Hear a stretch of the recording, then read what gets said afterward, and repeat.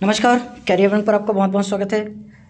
Class 12 वालों का physics का सेट बी का क्वेश्चन पेपर आ चुका है। इसका सोल्यूशन देखते हैं। कल सेट ए और सेट सी मैंने दोनों का ही आंसर पहले से अपलोड कर दिया है, आप लोग वहाँ से जाकर चेक कर सकते हैं। ओके, सेट बी बचा था, सेट बी आ चुका है, इसका सोल्यूशन देखते हैं। ठीक, अगर सेट ए और सी वाले नहीं देखे हैं तो लिंक डिस्क्रिप्शन में है, आप लोग वहाँ से जाकर देख लीजिए और अपना आंसर मिला लेना। देखो, जितने लोगों का सेट बी पेपर आया था वो लोग सेट ए और सी ज़रूर देखना, जिनका ए आया था वो बी और ए सेट ज़रूर चेक करना, सॉरी सी। ठीक, ताकि पता चल पाए कि पेपर में क्वेश्चंस किस टाइप से पूछते हैं तीनों सेट, क्योंकि हर दिन सेम सेट आना पॉसिबल नहीं है, बदलेगा ज़रूर। ओके, चलिए इनका आंसर करते हैं।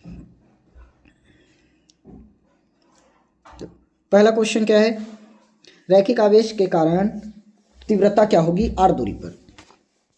रैखिक आवेश के कारण आर दूरी पर तीव्रता क्या बनेगी, तो सबको पता है क्या होगा, दूरी के व्युत्क्रमानुपाती हो जाएगा। ठीक, उसके बाद सेकंड नंबर, धारिता का विमेय सूत्र क्या है। इसमें थोड़ा सा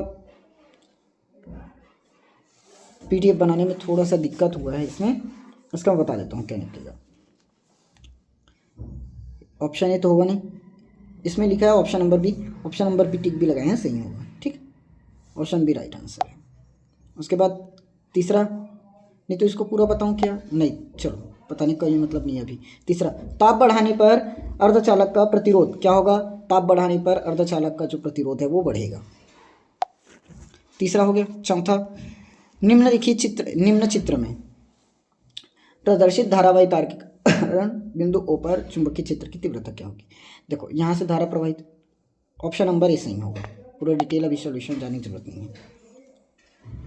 चौथा नंबर, सॉरी पांचवा, चुंबकीय फ्लक्स का मात्रक। चुंबकीय फ्लक्स का मात्रक क्या बनना चाहिए आपका, वेबर। देखो वेबर कहाँ दिया है, टेस्ला, चौथा नंबर में ये भी। लेंज का नियम सबको पता है, लेंज का नियम ऊर्जा संरक्षण के नियम के सिद्धांत पर कार्य करता है। ऑप्शन नंबर, ऑप्शन बी सही होगा। वैद्युत अनुनाद की स्थिति क्या होगी, तो वैद्युत अनुनाद की स्थिति क्या बनता है, 1/2 √L इंटू सी, √LC हो जाएगा। देख लो कौन सा ऑप्शन में दिया है, ये हो जाएगा। इसको मैंने सेट ए में पूरा तरह से बताया भी था। ओमेगा एल बराबर बनता है 1/ω/c के, ओमेगा स्क्वायर इधर आकर रूट हो जाएगा। किस रंग के लिए प्रकाश प्रिज्म से सर्वाधिक विचलित होगा, तो ये आपका हो जाएगा बैंगनी रंग के लिए। निम्नलिखित में से कौन सा मूलभूत कण नहीं है, तो ये आपका हो जाएगा आंसर अल्फा कण। उसके बाद डायोड का उपयोग कहाँ होगा, प्रवर्धक की तरह, दोलित्र की तरह, मॉड्यूलेटर की तरह या दिष्टकारी। तो सबको पता है दिष्टकारी में डायोड का उपयोग किया जाता है। उसके बाद है, वह कौन सी विद्युत चुंबकीय तरंग है जिसका उपयोग अंधेरे या रात में फोटोग्राफी के रूप में करते हैं। तो इसका सही आंसर आपका हो जाएगा अवरक्त तरंग का उपयोग ही किया जाता है। उसके बाद, फ्यूज बल्ब में पानी या ग्लिसरीन भरकर देखने से पुस्तक के अक्षर बड़े दिखाई देते हैं। ये क्यों लिखना भूल गए, क्योंकि वो किस तरह कार्य करेगा, सरल सूक्ष्मदर्शी की तरह। सरल सूक्ष्मदर्शी, और सरल सूक्ष्मदर्शी में कौन सा लेंस लगा रहता है, सबको पता होगा, पढ़े हो, उत्तल लेंस। ठीक, आगे, अनुदैर्ध्य तरंगों में ध्रुवण क्यों नहीं होती। जो अनुदैर्ध्य तरंग इसमें कंपन, अनुदैर्ध्य तरंग में कंपन तरंग संचरण की दिशा में ही होती है, मतलब उसी के समांतर रहती है, उसी की दिशा में। ठीक, जबकि अनुप्रस्थ तरंगों में लंबवत हो जाएगी ना। प्रकाश विद्युत उत्सर्जन के लिए क्षारीय धातुओं का ही उपयोग क्यों किया जाता है, दूसरे धातुओं का क्यों नहीं करते, क्योंकि जो क्षारीय धातु की कार्यफलन वो क्या होता है, अन्य धातुओं की अपेक्षा बहुत ही कम होता है, इसलिए इसका उपयोग करते हैं। ये आंसर हो जाता है। उसके बाद पूछा गया था डोपिंग क्या है, इसको नहीं बताएंगे, डोपिंग सबको पता है। प्रमाणिक प्रतिरोध बनाने के लिए किन किन मिश्र धातुओं का प्रयोग करते हैं, तो इसमें क्या हो जाएगा आपका, जो मैग्नीज और कॉन्स्टेंटन, नाइक्रोम, ये सबका उपयोग किया जाता है। वजह क्या है, क्या रीज़न है इसी का उपयोग करने का, क्योंकि जो इसकी प्रतिरोधकता है वो बहुत ज़्यादा होती है और प्रतिरोध गुणांक बहुत ही कम होता है। ठीक, ये कारण में आ जाता है। क्यों पूछा भी है। लॉरेंज बल क्या है, लॉरेंज बल सबको पता है, एक समान चुंबकीय क्षेत्र में कोई आवेशित कण है, गतिशील कण है, इस गति करते हुए कण पर जो बल लगेगा उसी को लॉरेंज बल कहते हैं। ये निकलता है F = QVB sin थीटा, ये आएगा। ठीक, समझ में आया? कोई भी चुंबकीय क्षेत्र है, इस चुंबकीय क्षेत्र में गतिमान आवेश पर जो कण लगता है उसे कहते हैं लॉरेंज बल। एल लंबाई के एक तार जिसमें I धारा प्रवाहित हो रही है एक वृत्त के रूप में मोड़ दिया गया है, तो उसके नए चुंबकीय आघूर्णक का मान क्या होगा? देखो समझो, एल लंबाई का एक कोई भी तार है, ये सिंपल एक तार, हमने क्या किया, उसको इस वृत्त के रूप में मोड़ दिया, इस तार को। ठीक, इस तार को हमने क्या कर दिया, इस तरह से मोड़ दिया। तो अब हमें इस पर चुंबकीय आघूर्ण बताना है। M = सब पढ़ रखे हैं, I × A। I का मतलब हो जाएगा क्षेत्रफल। वृत्त का क्षेत्रफल किस तरह से दिखता है? πr² होगा। अब हमने ये भी पढ़ रखे L = 2πr, L = 2πr। तो क्या होगा, यहाँ से अपने को R का मान चाहिए, तो R का मान कैसे निकल जाएगा भाई? L अपॉन क्या कर देंगे अपन? 2π कर देंगे। क्या कर देंगे? L अपॉन 2π हो जाएगा। ठीक, तो ये हो गया अपना I × π। R² मतलब इसका स्क्वायर कर दो तो साफ निकलेगा L का स्क्वायर, और नीचे में क्या है? 2π, 2 का वर्ग हो जाएगा 4, और पाई का वर्ग क्या होगा? पाई का वर्ग, जो भी कटता है उसको काट डालो, खत्म। पाई से पाई खत्म, एक बार बचा ना, तो IL² अपॉन में क्या बन जाएगा आपका? 4π। ठीक, ये था। चलिए आगे कौन सा क्वेश्चन बना है? अच्छा, चौथा नंबर क्वेश्चन अभी प्रैक्टिस किया ना, अगला क्वेश्चन है क्या हो गया? अच्छा, पांचवा। जब 2 एम्पियर की धारा किसी कुंडली में प्रवाहित करने पर 40 मिलीवेबर का चुंबकीय फ्लक्स उत्पन्न करती है तो स्वप्रेरकत्व। एकदम सिंपल है, मैंने दोनों ही सेट में इसका आंसर करवा रखा है, और एकदम मेन बात यह है कि दोनों में ही 2 × 10⁻² हेनरी आंसर आया था। देखते हैं इसमें भी साफ साफ पता चल रहा है, 40 कट जाएगा, 20 दूनी 40 करवा देते हैं। खैर देखो, अरे यार, L = क्या होता है? φ / I। फाई का मान आपको दे रखा है 40। फाई का मतलब विद्युत वाहक बल, I का मतलब धारा। पहले सेट को ही देखना क्योंकि उसमें पूरा का पूरा डिटेल करवाया गया है ना। 40 गुणे 10⁻³ नीचे में 2 है, 2 से भाग करना पड़ेगा ना क्योंकि 2 दिया है, काटो 20 बार में कट जाएगा, तो 20 गुणे 10⁻³ अब 20 को हम क्या लिख सकते हैं? 2 × 10 गुणे 10⁻³ पहले से दे रखा है, तो क्या बन जाएगा यहाँ से? 2 × ये प्लस का 1 और -3 मतलब -2 मात्रक हेनरी, खत्म। न्यूमेरिकल इस साल सरल है, और सरल होने के साथ साथ सिर्फ 2 ही क्वेश्चन आया हुआ है इसमें। यहाँ पर आपका नहीं ज़्यादा ही आया है।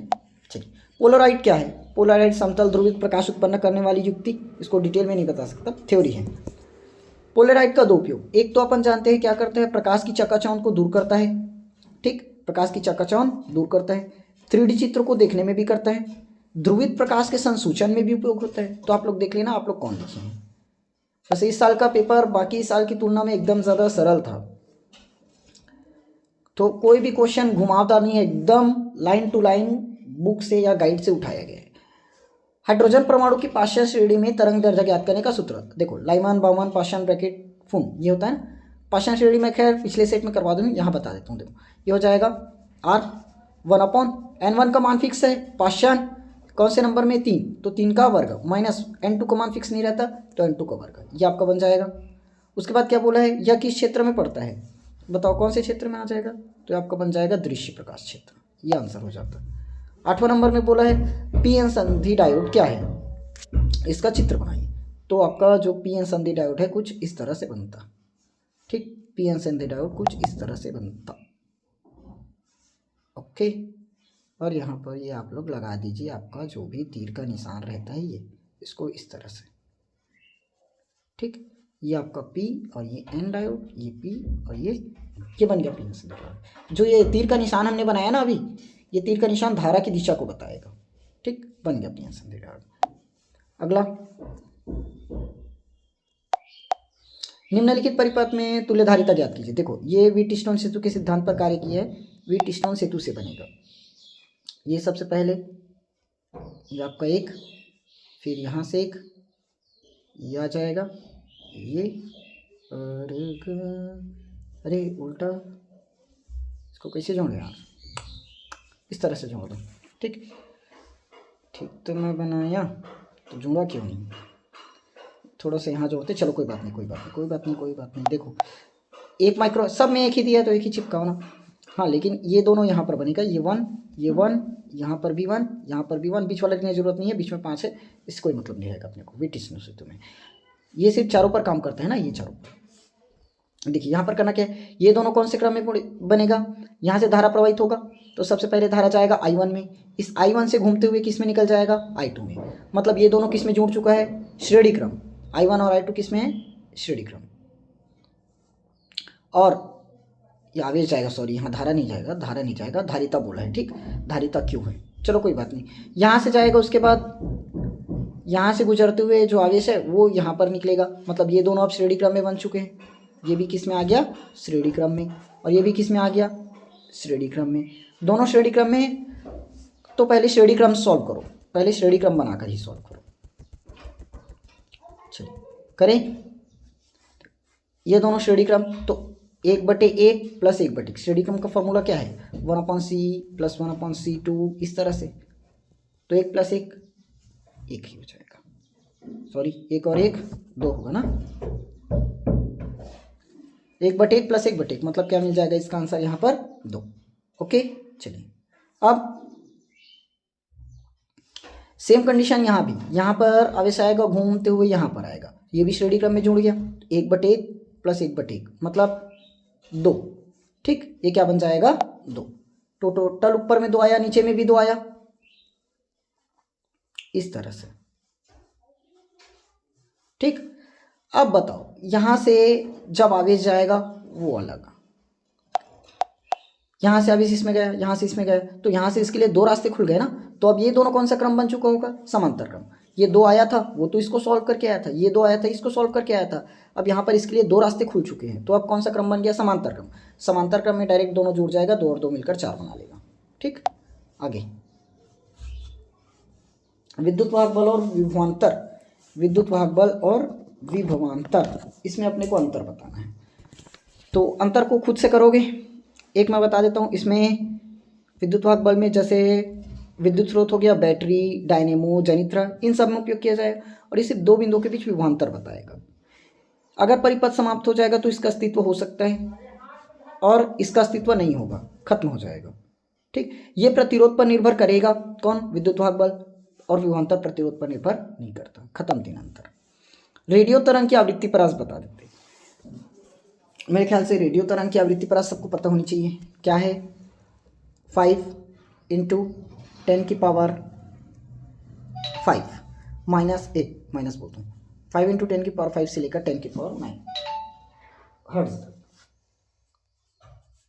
ओके, एक मिनट, सॉरी, चलिए आवृत्ति। अच्छा, 2 उपयोग बचा क्या, 2 उपयोग कहाँ पर करते हो इसका उपयोग, दूरदर्शन में करते हैं क्या, दूरदर्शन प्रसारण में, और सेल्यूलर फोन में भी हो, ठीक।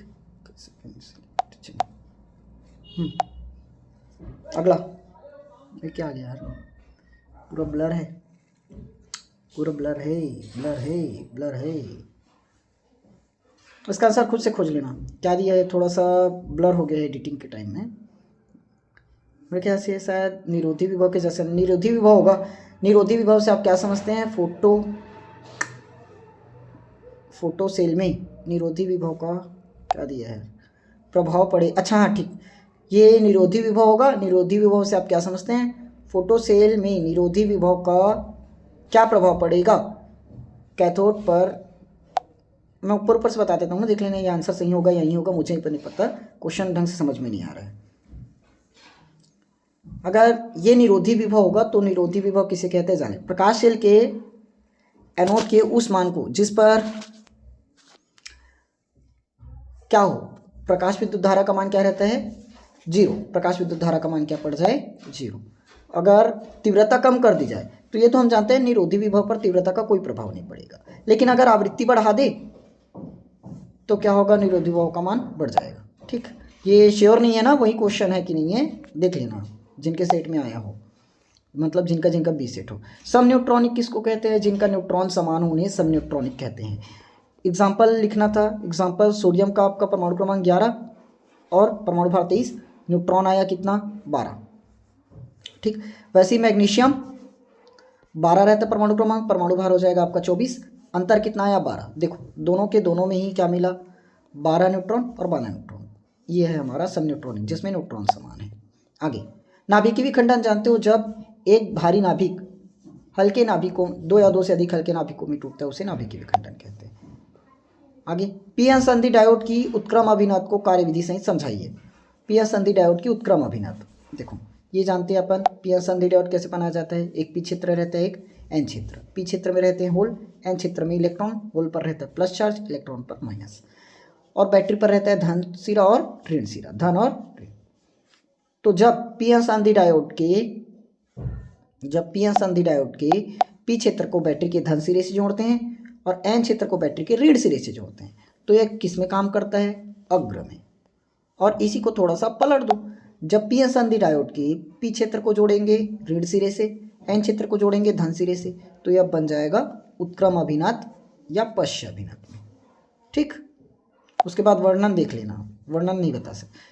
और ये पूरा का पूरा इधर आप क्वेश्चन सेम होगा, ये मैंने सेट ए में करवा दिया है पूरा का पूरा डिटेल, वहाँ से आप लोग देख सकते हैं। ठीक, लॉन्ग क्वेश्चन वहीं से मिल जाएगा।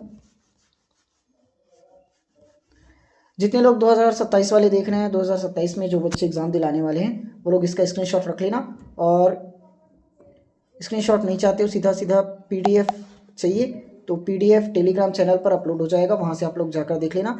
टेलीग्राम चैनल का लिंक डिस्क्रिप्शन में दिया हुआ है, वहाँ से देख लो। ओके, ये रहा आपका पूरा का पूरा पेपर। ठीक, तो सोल्यूशन पूरा का पूरा हो गया, तीनों सेट का अपलोड, आप लोग तीनों सेट चेक कर लेना। ओके, चलिए, अगर वीडियो अच्छी लगी हो तो वीडियो को लाइक ज़रूर करना, चैनल को सब्सक्राइब करना, और वीडियो को अपने दोस्तों के साथ शेयर ज़रूर करना। और कैसे लगा आप लोग का पेपर, कैसे गया, कितना आंसर्स नहीं हो, कमेंट बॉक्स पर आप लोग ज़रूर बताना। ठीक, चलिए मिलेंगे अपन नेक्स्ट वीडियो में, तब तक के लिए आप लोग तैयारी कीजिए अपने नेक्स्ट पेपर।